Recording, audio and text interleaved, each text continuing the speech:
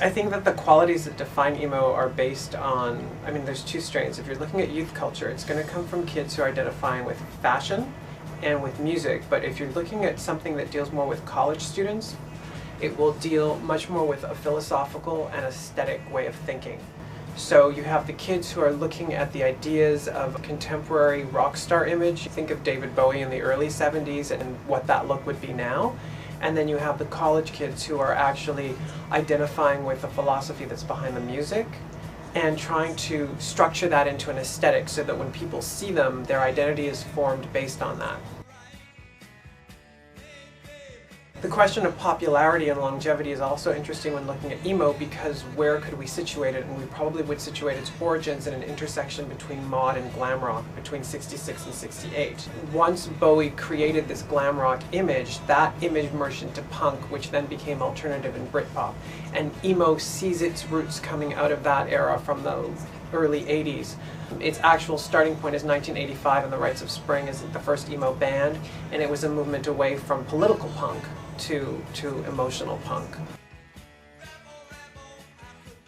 There's obviously images of emo that lack a particular form of individuality or autonomy, but I think with young people, think of yourselves in grade 9 or 10 when you're forming your images and you're saying, oh, my hair cut like that rock star, or I really like those jeans, Mom, can I have them? And no, they're too expensive. It's all part of that. It's just part of that coming of age stuff. But the prejudice is also part of the look, that there is that desire to be recognized, especially if you're in a suburban setting. But if you're in an urban setting, then that young person will not be located the same way. In other words, if you live in Greenwich Village or the Annex in Toronto or in the Plateau in Montreal, emo kids just, it doesn't matter. You're like, yeah, whatever.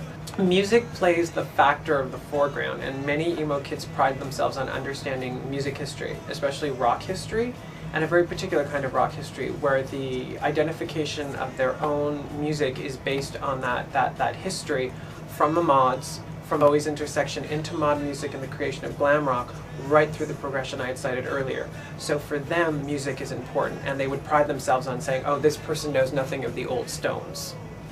And then they would have a one-upmanship on that person. So the real emo, or the emo who doesn't grow out of it, has a very strong knowledge of emo history. Like many youth subcultures, these kids will grow out of it. And others don't, they just evolve with it. If you go out into urban centers, East Village, New York, or areas in the lower plateau, and you go to what people would call old rocker bars, there are people there who are between 20 and 40, and they roughly look, the same age, more or less, and they've adapted. They aren't emos anymore, per se, or what you would identify as emos, but they are definitely rockers. And they have long dark hair, and their jeans are skinny, and their t-shirts are skinny, and they don't really eat. Therefore, the link between music and fashion is also really important, and it's really, really important when looking at emo and looking at contemporary images, going onto a David Bowie website. David Bowie did it. He did it first. It's been done, and you can watch The Velvet Goldmine and see the way they kind of fictionalize that reality. So, yeah, hell yeah, music and fashion intertwine. And, think of yourselves. I remember being in grade 9 and someone got Duran Duran's Rio, because this is, before it was available on your computer. But it was the hair, it was the fashion, and it was the look that sold. And of course the attitude that went with it. If I could put myself together this well, I'm an adult, or I'm more interesting than the average person, or I'm doing something different. Because there are different websites that actually associate emo with physical violence, with the destruction of one's own body. There's that whole joke, cutting yourself in emo circles. I don't really know where that came from, because that is not part of Bowie's glam rock. Iggy Pop did it, so it could come from there, because Iggy Pop was quite self-destructive. But emo is a mainstream reality. Jeans are in style this year, I don't really think that's a bad thing. It just is. Fashion changes, but you see lots of girls in skinny jeans with, very long, busy hair.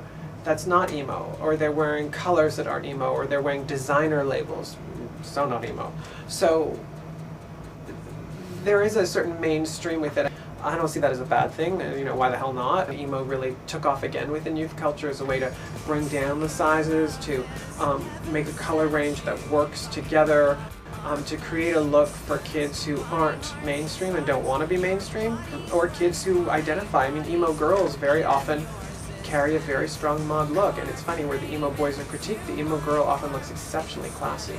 And you can stick her with her Cleopatra eyeliner and her black bangs and her longer hair in a black cocktail dress, and she'd look like a runway model.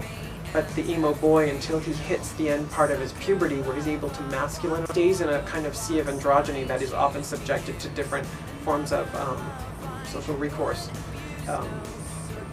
rebuttal as well, and all kinds of discourses that cause problems for his growing up and his understanding of masculinity, which is a completely other topic, and I can go on for hours on this. So I think that about sums up my perception of what emo might be.